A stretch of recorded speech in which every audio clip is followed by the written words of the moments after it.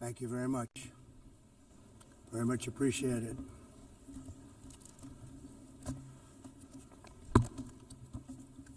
And I don't mind making the speech without a teleprompter, because the teleprompter is not working. I feel very happy to be up here with you nevertheless, and that way you speak more from the heart. I can only say that whoever's operating this teleprompter is in big trouble.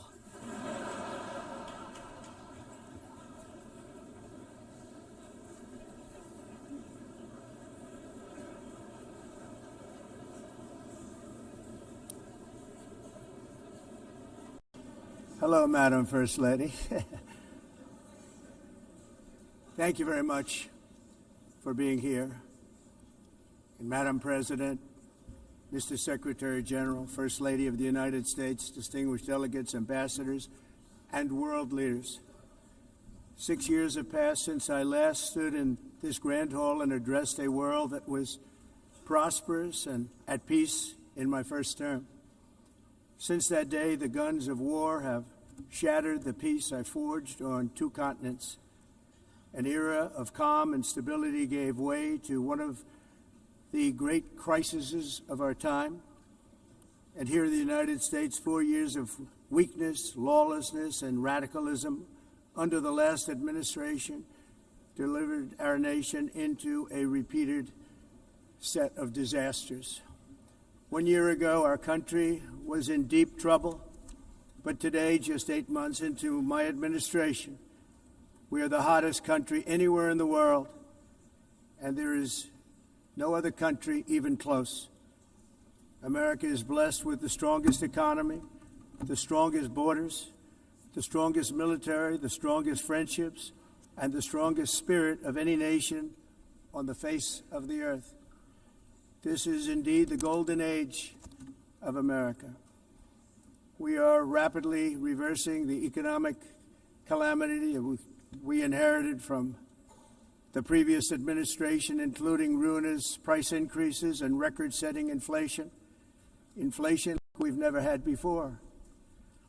Under my leadership, energy costs are down, gasoline prices are down, grocery prices are down, mortgage rates are down, and inflation has been defeated. The only thing that's up is the stock market, which just hit a record high. In fact, it hit a record high 48 times in the last short period of time. Growth is surging, manufacturing is booming. The stock market, as I said, is doing better than it's ever done. And all of you in this room benefit by that, almost everybody. And importantly, workers' wages are rising at the fastest pace in more than 60 years. And that's what it's all about, isn't it? In 4 years of President Biden, we had less than $1 trillion of new investment into the United States. In just 8 months since I took office, we have secured commitments and money already paid for $17 trillion. Think of it, 4 years, less than $1 trillion, 8 months, much more than $17 trillion is being invested in the United States, and it's now pouring in from all parts of the world. We've implemented the largest tax cuts in American history and the largest regulation cuts in American history, making this once and again the best country on earth to do business. And many of the people in this room are investing in America, and it's turned out to be an awfully good investment during this 8-month period. In my first term, I built the greatest economy in the history of the world. We had the best economy ever, history of the world. And I'm doing the same thing again, but this time it's actually much bigger and even better. The numbers far surpass my record-setting first term. On our southern border, we have successfully repelled a colossal invasion. And for the last 4 months, and that's 4 months in a row, the number of illegal aliens admitted and entering our country has been 0. Hard to believe. because if you look back just a year ago, it was millions and millions of people pouring in from all over the world, from prisons, from mental institutions, drug dealers. All over the world they came. They just poured into our country with the ridiculous open border policy of the Biden administration. Our message is very simple. If you come illegally into the United States, you're going to jail, or you're going back to where you came from, or perhaps even further than that. You know what that means. I want to thank the country of El Salvador for the successful and professional job they've done in receiving and jailing so many criminals that entered our country. And it was under the previous administration that the number became record-setting, and they're all being taken out. They have no choice. And other countries have no choice because other countries are in the exact same situation with immigration. It's destroying your country, and you have to do something about it. On the world stage, America is respected again like it has never been respected before. You think about 2 years ago, 3 years ago, 4 years ago, or 1 year ago, we were a laughingstock all over the world. At the NATO summit in June, virtually all NATO members formally committed to increase defense spending at my request from 2% to 5% of GDP, making our alliance far stronger and more powerful than it was ever before. In May, I traveled to the Middle East to visit my friends and rebuild our partnerships in the Gulf and those valued relationships with Saudi Arabia, Qatar, and the UAE, and other countries are now, I believe, closer than ever before. My administration has negotiated one historic trade deal after another, including with the United Kingdom, the European Union, Japan, South Korea, Vietnam, Indonesia, the Philippines, Malaysia, and many, many others. Likewise, in a period of just 7 months, I have ended 7 unendable wars. They said they were unendable. You're never going to get them solved. Some were going for 31 years, 2 of them, 31, think of it, 31 years. One was 36 years. One was 28 years. I ended 7 wars.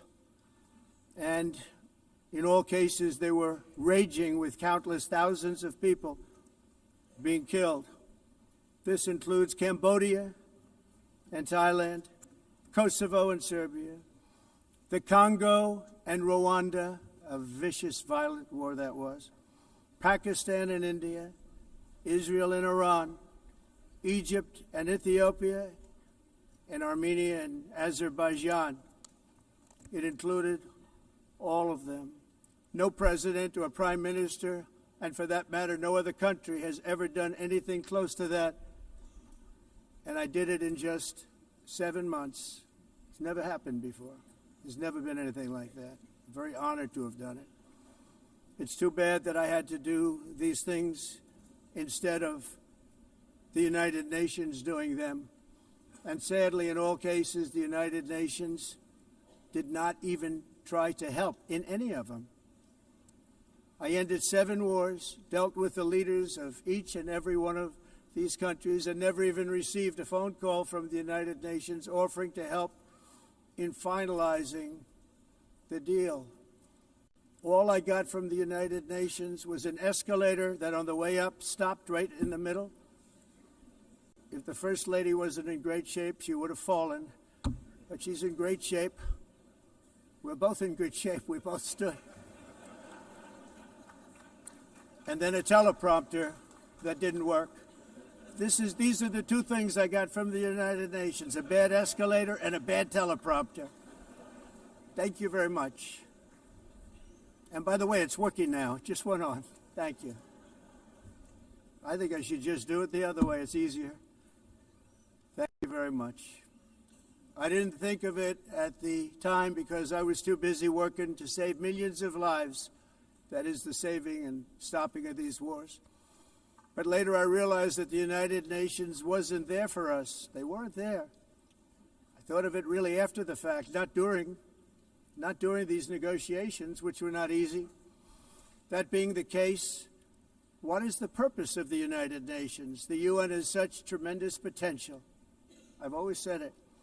It has such tremendous, tremendous potential, but it's not even coming close to living up to that potential.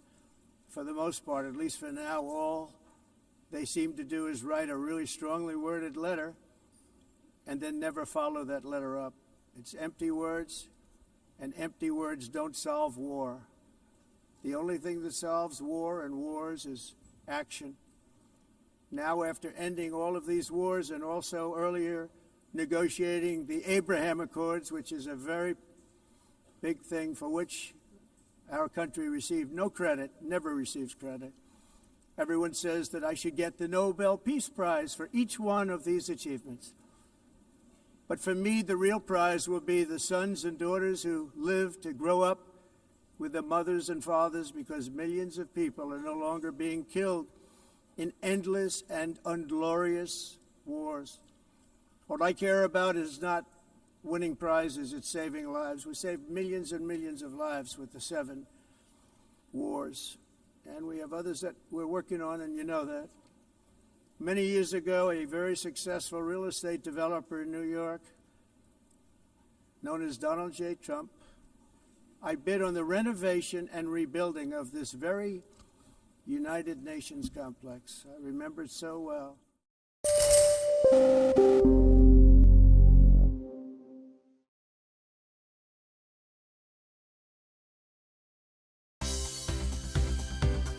For more news and updates, all you need to do is follow CNBC-TV18 on all of our digital platforms.